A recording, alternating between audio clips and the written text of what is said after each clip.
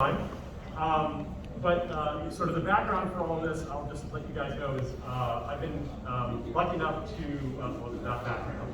I've been lucky enough to, my name is Sargon Donovan.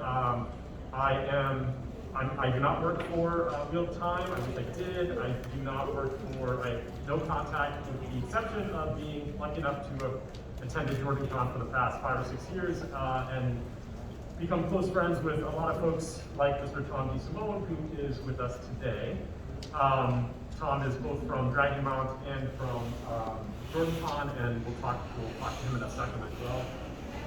I'm also a professor at Rutgers University, and for the past 3 or 4 years, I've done a course on myth and magic. And the past 2 semesters, I've forced my students, or former students, to take a course and introduce them to, I'm sometimes termed a literature pusher, and so introduce them to real time. So the first semester, which both Emily Craig and Kylie Yates participated in, was a course on the real time and JordanCon, and what we did was we read through the first 3 books of the series. So we did the first 3 books. I'm now teaching a second class. They have now graduated, and we're doing the second 3 books. I don't know how many keep this going as a history course, but nobody's said crap to me so far, so I'm gonna keep going until they stop me. But that's pretty much where this comes from, and we've been critiquing it for a while from a variety of perspectives, but mostly from a fan perspective, and that's really what I want this to be about. We can certainly talk the academic stuff as well if you guys would like to, and we will definitely talk a lot of representation of fantasy, issues of moving from books to the screen, which is a major issue for a lot of us, and fearing what may be taken out. I know that's a big issue for a lot of folks. And also how generally true to the original the work is going to be. So I'm going to pass it and let my co-panelists introduce themselves, and first I'm going to pass it to my left. So hi everyone, I'm Emily. This was the first and only class I got to take with Dr. Donovan, so I was super happy. I didn't know what the Wheel of Time was, so I just signed up. Ended up loving it. Gateway drug, Wheel of Time. So yeah, I'm going to be a graduate student this year, and hopefully the plan is to get tenure so I can do the same thing. Just keep pushing the books and stay in history class. So. Hi everyone, I'm Kylie Yates. I was also in Dr. Donovan's class. I also took a magic class in the semester previously. We talked about Norse mythology and the Madness Chase series. I just love the Wheel of Time. Emily and I are loyal friends. We love our boy.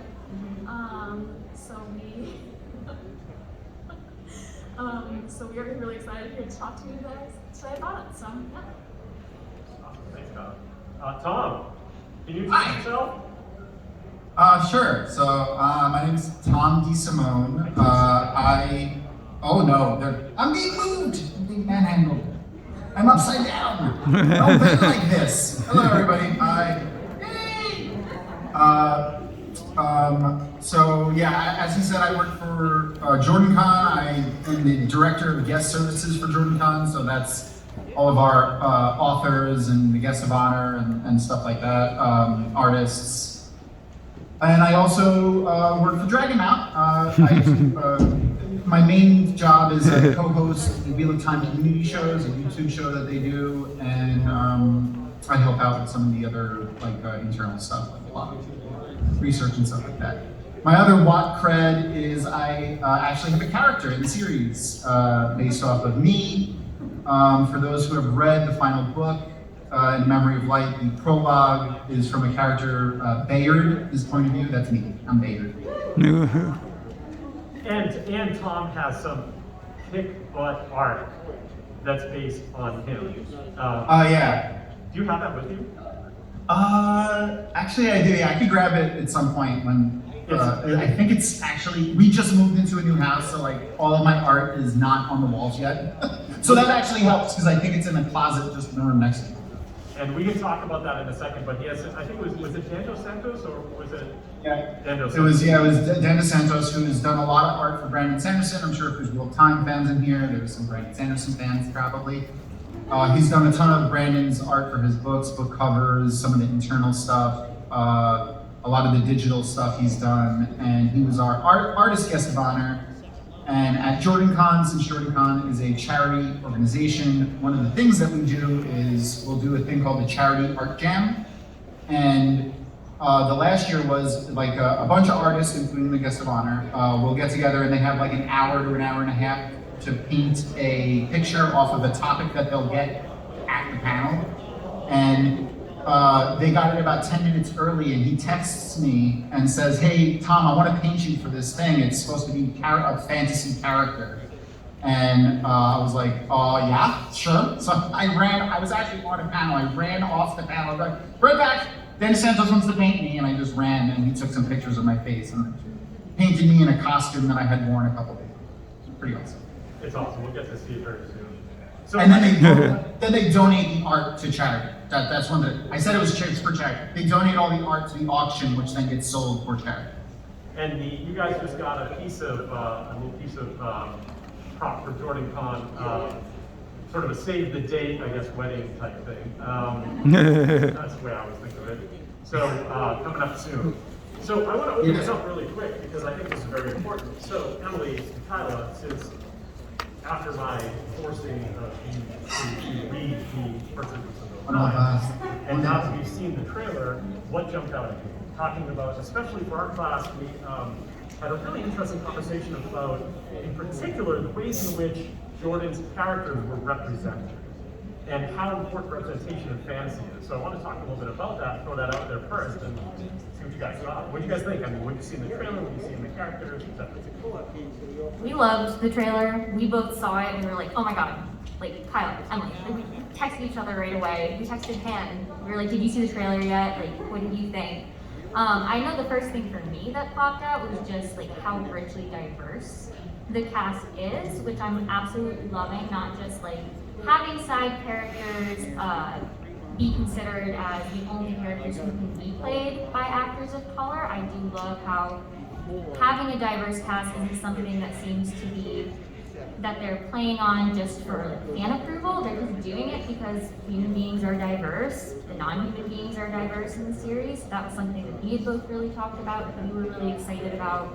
And we were also really excited about the rating. So I'm gonna let Kylie talk about that one. So, something that we loved was the costumes, was one of the big things. We are huge fans of the costumes. We think they look amazing. One thing that stood out to me in the trailer was when Nighy pushes Gwenny off the cliff into the pond. That, like, I don't know what it was about that scene, but like it just like felt like real time to me. I was like, yes, this is it. Like this is what I want. And the magic and the CGI that they're doing with the One Power is incredible. We think it's they do a really, really good job of making it feel like a part of the world and making it feel like real-time magic. Jordan describes a lot about how the One Power feels, but he doesn't often describe how it appears. So we were worried about, okay, like, will they be able to make it look good? And they did. We think they did a good job. So, yeah. John, what did you think? Of the trailer, the thing that stuck out to me most was Maureen. Like, Maureen has been my favorite character forever, and Rosamund. I don't have word. Amazing. Like, she's just amazing. Amazing. She's amazing as Maureen. Like, her delivery of the lines that we saw, just a very few, and her just regalness, the way she presented herself is fantastic. I can't wait to see the interactions between Lan and Maureen on the screen with Daniel Henney and Rosamund, like, because they kind of have like that, because they've been together for so long, they have like the ins that they know how to read each other, and they know how to talk to each other. So I can't wait to see if they can really play on that dynamic. Her costume is fantastic too. You know, it was funny when, I don't know how the rest of you feel, but I feel like when we were looking, for me looking at the trailer, I mean, everything we talked about in my class is happening in some sort of historical context. And so watching the trailer at the beginning, I noticed, there's a guy, he looks like an older guy, he's holding a ring, and of course, I'm thinking, wait a minute, is this who I think it is? Because you don't necessarily get that here moment in the text, but it's a very interesting moment where you see what seems to be, or who seems to be Lan's father, right, holding this, well, again, I don't know, right, holding this ring. So I'm not sure exactly what's happening, but I'm starting to think, are we getting these little pieces, which is essentially kind of what Peter Jackson was trying to do with Moments of the Hobbit, right? Is to throw it out there and say, okay, we don't know all this stuff, and I'm not going to go into the Hobbit, I know people have all sorts of feelings about that. But taking the Hobbit and putting it on screen was a very difficult thing to do. You know, how do you do the same thing with Lord of the Rings in general, right? Imagine Lord of the Rings with Tom Bombadil, right? Where he's just skipping around for an hour and a half. I mean, you can't do that. And so thinking about what you're going to add and what you're going to subtract from this is always a very difficult thing. And so I don't know about you guys, but I felt very strongly about things that you could not take away for the series. For me, it was very difficult for me to choose one thing, but both Emily and Kyla had a feeling about this, and I want them to say what they felt was important to the series. And then Tom to probably totally throw it the opposite direction and argue that away. But it's a long story, you'll find out in a second. So, like Kyla said, we are huge Loyal fans, like Loyal fans first, Hume being second. So, the Ogier setting, we had both done our final projects on Loyal. He was, when we were reading the books, we had to pick a favorite character and really look at them and look at their journey. And until I got to Loyal, I mean, I loved all the characters, but I was like, this is the character. This is the ultimate character that I want to be tracing, that I want to be looking at. And I know for me, looking at the changing world, and looking at everything that's happening with the Dark One, with everything that's going on, the setting is like that last place of the world that was. And so Loyal is that remnant. He's that person. He's that link. And so to get rid of that, it really detracts. Again, to bring up Lord of the Rings, which Lord of the Rings and the Hobbit, one of the big things, at least in Lord of the Rings when I was reading the books for the first time, was that the story is happening in a world that's in decline. And to look at that person who, even though the world is in a decline, like for them, it's not like that, just because of how long the Ogier live. It provides like such a great perspective. And so to take that out is really kind of, at least to me, an insult to the richness of that world. So I was very upset about the possibility of him being taken out. Yeah, so my paper about Loyal focused a lot on his contrast to the humans, in that the Ogier are very, they live their own lives. They are much more thoughtful and methodical when they do things. They are very cautious. They do things with caution, and they are careful when they do the studying. They don't just go around and like the humans who are crazy and do all sorts of things. And the necessity of that in the Wheel of Time, I think, is this need for that contrast, for us to see, like, okay, there are humans and they do crazy things and they run around. We need someone who's steady and wise and has a bigger perspective of the world. And something that Professor Donovan and I talked about is how Moraine also live long lives. But what's different is that they have that human emotion, they still have that drive, that passion, and the Ogier are much more slow. And something that Emily and I talk about a lot is how they're like trees. They're the trees they raise. They're wise and slow and firm and stay in place. And it's really interesting to me how Loyal has been considered not that from the Ogier perspective. He's considered to be reckless from an Ogier perspective, but he still provides that contrast to the humans who are truly reckless and shows that more cautious side. And then to go off of Kyla's point, so we had talked a lot about when we watched the trailer, we were so excited about the diversity in the cast. So I'm going to take this more from an academic perspective, because that's more my background, that's what I'm going to do. And so for me, academic perspective and human perspective are one and the same. They're intertwined. The diversity of the cast, to just have a cast with actors of color, is meaningless unless you're acknowledging what bringing that cast is going to do. So if you simply have a cast with individuals who aren't white, that is not the same as having a cast with individuals who aren't white and looking at the different meanings that's bringing to the story. And so for me, having that in a fantasy world was really, really important. And so I had looked at Loyal as the remnant of that indigenous the indigenous perspective. And so that was what I had talked about a lot with Dr. Donovan once we finally got to Loyal in the first book. And talking about how he is that remnant of that world before it got colonized, really, if you're going to be using that analogy. And so I saw Loyal's journey, at least in the first 3 books, as more of a tragedy. And so I think even though he is doing these great things and he is becoming more confident, more self-assured, he is leaving the steading and parts of the steading that, it is slow. Everything goes the way it always has gone. So by leaving the steading, he does get to do things he never got to do. He is sort of losing a part of himself. And so to get rid of that, I think is not really acknowledging that tragedy.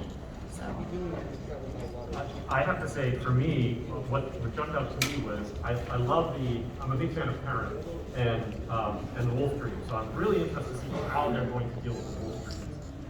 How do you do that? How do you do? I don't want to do a spoiler, but it's just a weave.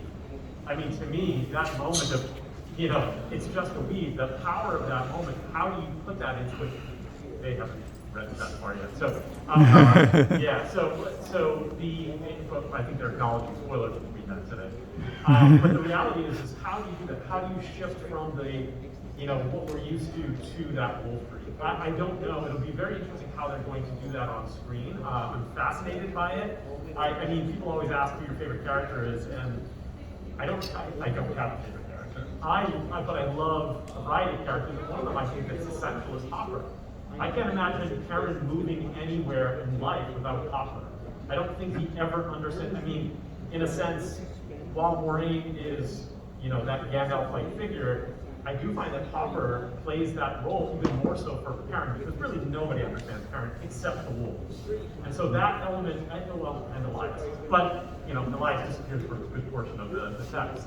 So that element I think is very, very interesting, and it's one of the hardest things to do. And I always go back to Peter Jackson and how how are you going to utilize the stuff that you can write very, very well that doesn't translate onto the screen? How do you do that? How do you do it well? So far, so good from what I've seen, but I'm still concerned about a few things. Tom, I know you wanted to say a couple things. Don't destroy the Ogier thing, please.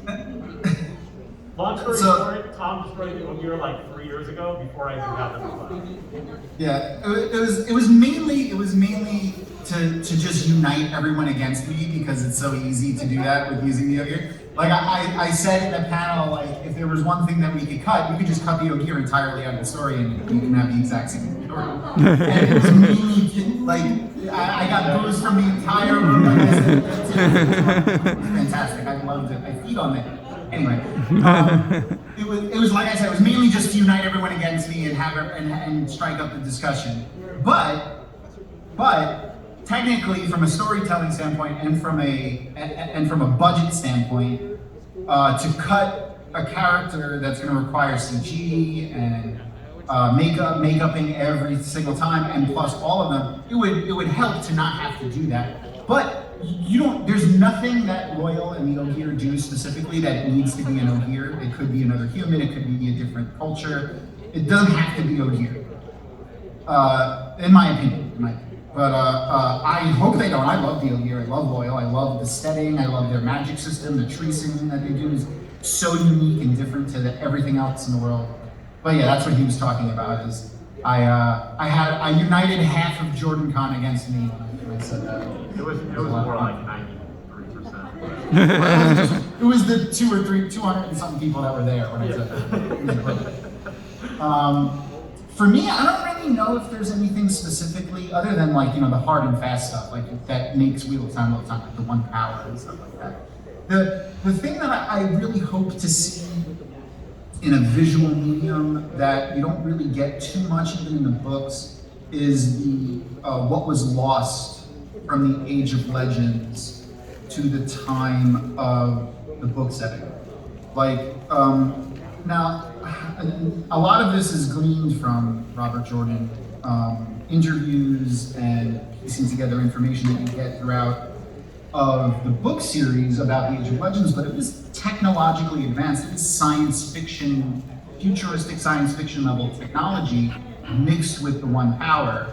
So like, you know, they reference show planes and Joe cars. These are flying cars, and shock lances, which are basically going like ranged weapons that shot some sort of electrical projectile, and interdimensional traveling to other planets on spaceships. Like there was all communication devices that were like cell phones.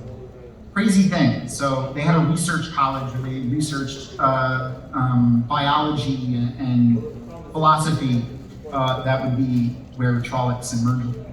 But because the Forsaken that created them wanted to research humans studies, and the Aes Sedai at the time was there and wouldn't let them. So he was like, "Hey, Dark One, can I do that?" And he's like, "Absolutely." And that's where we get all of the Shadows Fall. But yeah, no, I just really want to see, I want, as something that I don't think we can cut, I don't know, but as something I really want to see is some sort of way they can depict what was lost from the Age of Legends, like where they were to where they are now, and, you know, like the typical medieval style, you know, sword, sorcery, flames for light, you know, they had light bulbs and stuff like that. They talk about them in a part in the series. I don't know how far everyone is on the panel, but there's a scene where one of the Forsaken went into essentially what is a pocket dimension where you can store stuff, kind of like a bag of holding for people that play D&D, except big enough to where you can go inside of. And she talks about how they had glow bulbs that still worked. Like, I'm surprised you found glow bulbs that worked, which are lights. Those are light bulbs. And he had them in his palace that he had taken. That's the kind of stuff I hope to see. Yeah, that's a big